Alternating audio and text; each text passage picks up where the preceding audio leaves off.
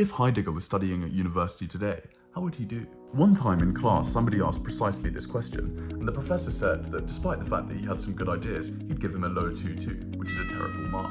Now, this is really interesting because it exemplifies the difference between scholastic philosophy and philosophy. In scholastic philosophy, you have to suborn yourself to a rigid framework within which you carefully lay out and explicate each premise analytically.